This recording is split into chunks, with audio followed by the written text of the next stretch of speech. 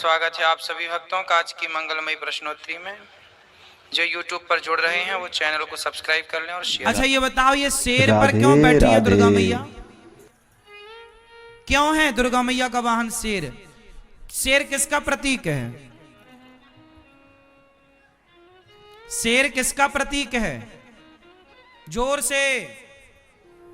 शेर राजा का प्रतीक है, जंगल का राजा है शेर। शेर कौन है? जोर से। राजा। शेर कौन है? राजा। इसलिए जो राजा महाराजा होते हैं ना, जय जय वो अपनी श्री सिंहासन राधे। पर शेर, उनके सिंहासन के पास शेर की प्रतिमा होती है। तो दुर्गा मैया शेर पर सही सवार बात, है। बिल्कुल शेर सही राजा का बताया प्रतीक गुरुजी ने। है। अब दुर्गा मैया शेर पर क्यों चढ़ी हैं और क्या मैसेज दे रही हैं? दुर्गा मैया का हाथ, दुर्गा मैया के हाथ कितने हैं? जोर से। 8। दुर्गा मैया कहती हैं 8 हाथ हैं मेरे, और 8 हाथ तब होते हैं जब 4 सही लोग बात, खड़े बिल्कुल हों। सही बताया आप कितने गुरुजी लोग ने। हैं? आप कितने लोग हैं? हिंदू कितने लोग हैं? हम सब 4 लोग हैं। हम सब कितने लोग हैं? 4। ब्राह्मण, सही बात, बिल्कुल सही क्षत्रिय, बताया गुरुजी ने। वैश्य और शूद्र। हम कितने भाई हैं? हम कितने भाई हैं? 4। ब्राह्मण, क्षत्रिय, वैश्य और ये चारों भाइयों के हाथ कितने हुए? जय जय श्री राधे। दुर्गा मैया कहती हैं कि तुम चारों यदि संगठित रहोगे तो दुनिया का कोई भी तुम्हारी तरफ देख ना पाएगा। तुम राजा बनकर सारी दुनिया पर सही राज्य बात, करोगे। बिल्कुल सही बताया इसलिए दुर्गा गुरुजी ने। मैया शेर पर सवार हैं। यदि तुम संगठित रहे तो तुम राजा रहोगे, और यदि तुम संगठित नहीं रहे तो तुम गुलाम हो जाओगे। और यही हुआ कि ब्राह्मण, क्षत्रिय, वैश्य, शूद्र आपस में लड़े। जय वोट जय डालो, श्री शासन करो राधे। की नीति अंग्रेजों ने अपनाई। हम देशवासियों को 700 साल तक गुलाम बनाए रखा। 500 साल मुगलों ने, 200 साल अंग्रेजों ने। हाँ या ना?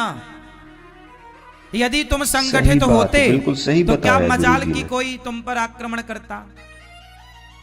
हाँ या ना?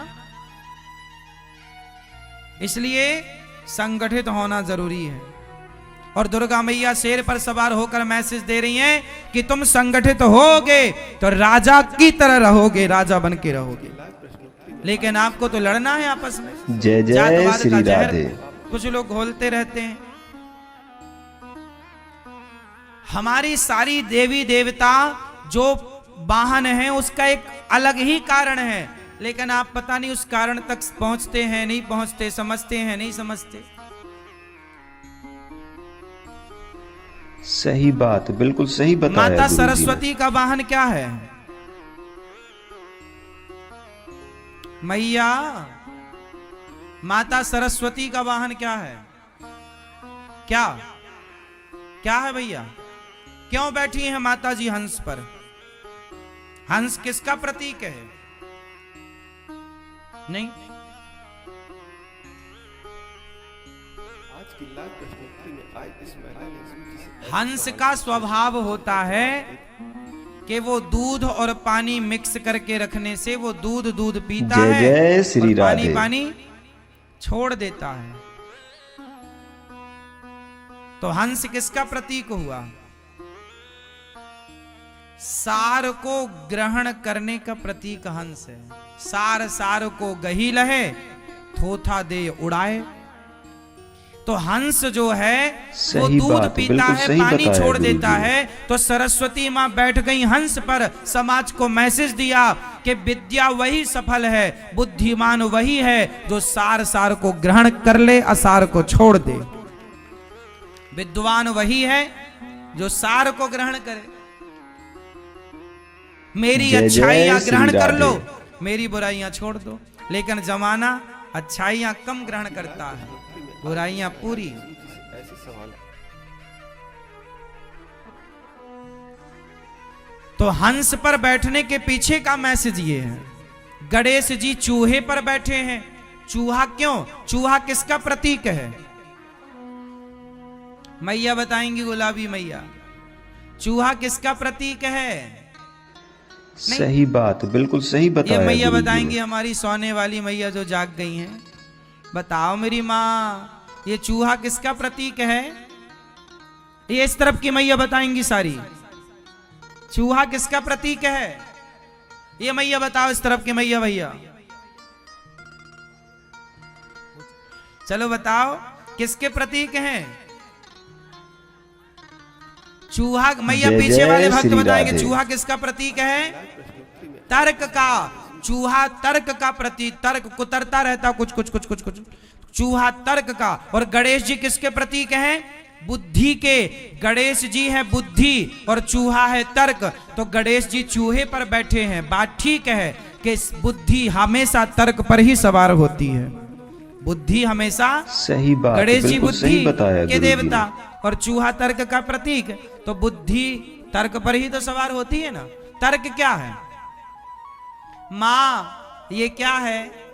ये तर्क है। बिना तर्क के बुद्धिमान होए, छोटे छोटे बच्चा ना तर्क करते हैं। ये क्या है माँ? ये क्या है माँ? ये अंगूर ऐसा क्यों होता है? ये मैया माँ, ये केले के ऊपर छिलका क्यों होता है ना?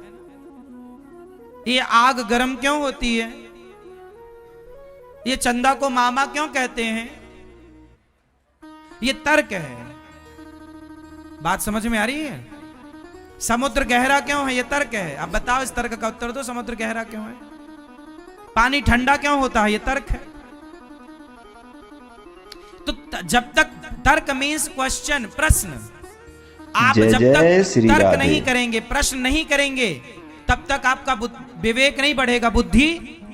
हाँ, इसलिए जिज्ञासु बच्चे अच्छे होते हैं। बच्चों का स्वभाव जिज्ञासु होता। माँ ये क्या है, ये क्या है, ये क्या है, ये क्या है, ये क्या है? माँ बताएगी ये ट्रेन है, ये बस है, ये ट्रेन कैसे चलती है, ये क्या होता है, ये क्या, सब बच्चे पूछते हैं। तो ये तर्क है, सही जिज्ञासु बात, है, बिल्कुल सही प्रश्न है। बताया गुरुजी ने। बिना जिज्ञासा के आप कुछ नहीं समझ पाएंगे। तो तर्क किस पर सवार है? बुद्धि किस पर सवार है? बुद्धिमान वही जो तर्क जानता है। जैसे मैंने कहा भगवान सब जगह होते हैं, फॉर एग्जाम्पल, जैसे मैंने कहा कि भगवान, तो आपने तुरंत जय तर्क जय कर दिया, श्री महाराज जी राधे। सब जगह होते हैं तो दिखते क्यों नहीं? ये तर्क है। अब जैसे आपने तर्क दिया कि भगवान सब जगह होते हैं, आपने कहा भगवान सब जगह होते हैं, दिखते क्यों नहीं? आपने ये मेरे से तर्क किया। ये तर्क मतलब ये प्रश्न, आपने प्रश्न पूछ दिया, तर्क किया। अब उसमें मैं दूसरा तर्क दूंगा कि जैसे मिश्री में मिठास होती है पर दिखती नहीं है, उसी तरह भगवान होते हैं, दिखते नहीं है। तर्क से तर्क को काट दिया। जैसे लोहे से जय जय लोहा श्री कटता राधे। है, ऐसे ही तर्क से तर्क कटता है। ये तर्क शास्त्र होता है मेरी माँ, इसकी पढ़ाइयां होती हैं। इतने जल्दी तुम्हारी खोपड़ी में सब चीजें ना घुसेंगी, पर फिर भी हम तुम्हें समझा रहे हैं जितना तुम समझ पाओ। इसका बहुत पढ़ाई करनी पड़ती है, समझना पड़ता है चीजों को। आज की लाइफ तार्किक व्यक्ति सही भी बात, बिल्कुल सही बताया गुरुजी ने। बुद्धिमान होते हैं। बिना तर्क के व्यक्ति बुद्धिमान हो ही नहीं सकता। इसलिए बच्चों को तर्क करना। आजकल के बच्चे ना माँ बाप से कुछ पूछते हैं, माँ ये भगवान है तो दिखते क्यों नहीं, ऐसा क्यों? तो माँ अरे चुप रह, जय जय चुप श्री रह। राधे। ये तुम्हारी माँ ना तुम्हारी बुद्धि का विकास नहीं होने दे रही है। हर जगह बच्चों को चुप ना कराया करो। बच्चे प्रश्न कर रहे हैं मतलब बच्चे अच्छे हैं। जो प्रश्न नहीं कर रहा वो बोदा है, बोदा।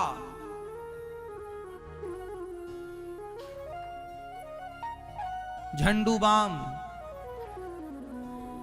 कुछ नहीं पूछता, कुछ नहीं बोलता, बैठा ऐसे बोलते गांव में, बोदा कहीं का बोदा। वो बच्चे बहुत बुद्धिमान हैं जो बहुत सारे प्रश्न करते हैं। ये ऐसा क्यों? मतलब वो प्रश्न इसलिए कर रहे हैं, वो जानना चाहते हैं। सवाल पूछे। वो क्या चाहते हैं? जानना। लेकिन आप माँ हो, आपको कुछ पता नहीं, बच्चे पूछ रहे हैं माँ ये भगवान दिखते क्यों नहीं है? तो चुप रह, भगवान पे सवाल खड़ा क्यों नहीं खड़ा करेगा? बताओ, उसे समझाओ, उसकी जिज्ञासा है, उत्तर दो। आपका धर्म है उत्तर देना। इसके लिए माँ बाप का सत्संगी होना जरूरी है। जब तुम सत्संग करोगे तो हर प्रश्न का उत्तर दे पाओगे। हम कथा ऐसी सुनाते हैं आपको कि आप हर प्रश्न का उत्तर दे पाओ। आप सुनते रहिए। आप 1 महीना की मेरी क्लास ज्वाइन कर लीजिए, 1 महीना सत्संग कर लीजिए। 1 महीने में आप 80% प्रश्नों के उत्तर देने लग जाएंगे। 1 महीने के अंदर सामान्य जो प्रश्न हैं, जो धर्म आध्यात्म से जुड़े हुए हैं, 1 महीना आप मेरी बातें समझ लीजिए। 1 महीने के अंदर आप इतने मजबूत हो जाएंगे कि आप विधर्मियों के तो हर प्रश्न का उत्तर दे पाएंगे।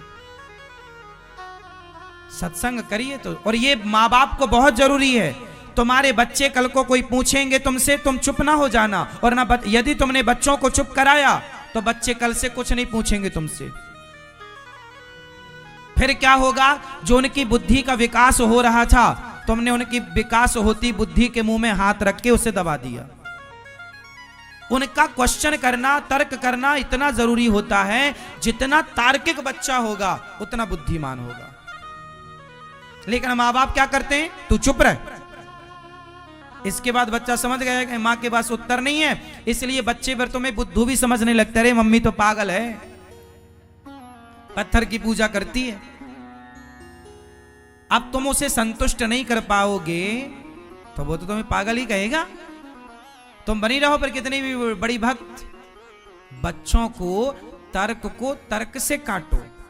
बच्चों के प्रश्न का उत्तर यदि तुमसे नहीं आता तो बच्चों से कहो, बेटा हम तुम्हें गुरुजी के पास लेकर चलेंगे, तुम गुरुजी से पूछना, वो तुम्हारे प्रश्न का उत्तर देंगे। इसी बहाने संतों के पास जाओगे, संत समाधान करेंगे तो बच्चों की श्रद्धा संतों से जुड़ेगी, बढ़ेगी और तुम्हारी भी गरिमा भी बनी रहेगी। अब तुम चुप करा दोगे तो बच्चों का जितना उत्थान होना था, जितनी बुद्धि का तेजी से विकास होना था, सब दब गया, खत्म। अब वो पूछें तो पूछें किससे? हाँ या ना? एक उम्र के बाद फिर बच्चे नहीं पूछते। 10, 12, 15 साल के भीतर भीतर ही सब बच्चे पूछते हैं। 13, 14 साल के बाद फिर बच्चे कुछ नहीं पूछते। हाँ या ना? ये बात सही है कि गलत है? इसलिए बच्चे जो पूछें खुशी खुशी उनके प्रश्न का उत्तर दिया करो और डांटा ना करो बच्चों को। शंकर जी के गले में सांप की माला क्यों? शंकर जी सर्पों की माला। सांप कौन पहनता है भाई? सोना चांदी पहनते हैं लोग। शंकर जी कैसे हैं? सांप पहनते हैं। सांप क्यों पहनते हैं शंकर जी? क्या मैसेज है? आप क्या सीखा आपने? हाँ,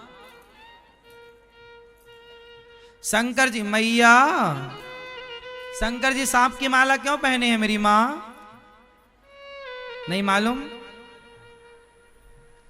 अच्छा, ये दादाजी बताएंगे, काली मूंछों वाले।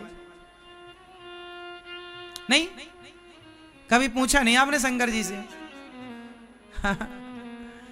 शंकर जी सर्पों की माला इसलिए पहनते हैं क्योंकि सांप है मृत्यु, काल, कालव्याल मुखग्रास त्रास निर्णास हेतवे।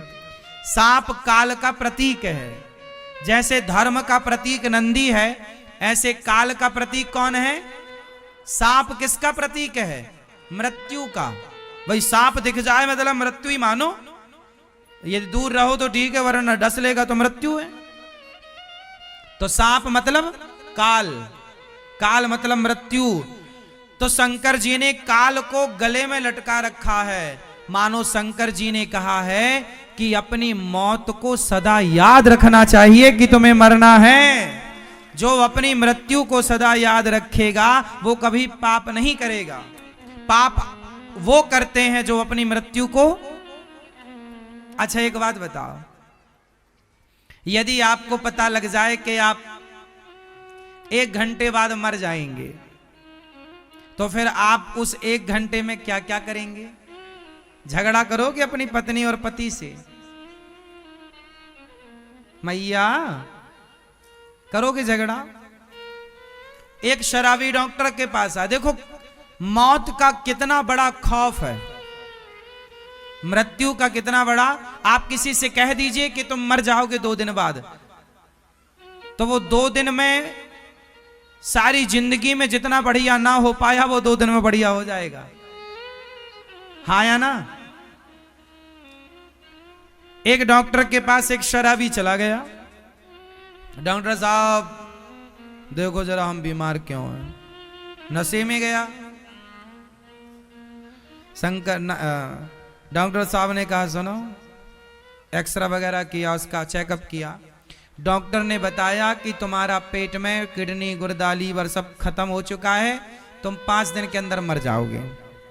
और जैसे ही डॉक्टर ने कहा उसकी शराब उतर गई। डॉक्टर ने ठीक बोल दिया कि भाई कुछ नहीं बचा अंदर, तुम्हारा चेकअप सब कर लिया, 5 दिन में तुम मरने वाले हो, ज्यादा से ज्यादा 5 दिन बल्कि 4 दिन। अब तो शराबी की शराब उतर गई। अब उसे कुछ समझ ही ना आए मैं क्या करूं, अब तो उसको 5 दिन बाद मर जाऊंगा मैं। वो शराबी अपने घर गया, रोज पी कर जाता था, आज बच्चों को लड्डू लेकर गया, पत्नी के लिए साड़ी लेकर गया, पत्नी के पास बैठा। उसने पत्नी को नहीं बताया, किसी को नहीं बताया कि मैं 5 दिन बाद मर जाऊंगा। पर आज उसने अपनी पत्नी से ना, जो शादी से आज तक उसने कोई बढ़िया व्यवहार नहीं किया, आज उसका व्यवहार पत्नी के लिए बहुत अच्छा था।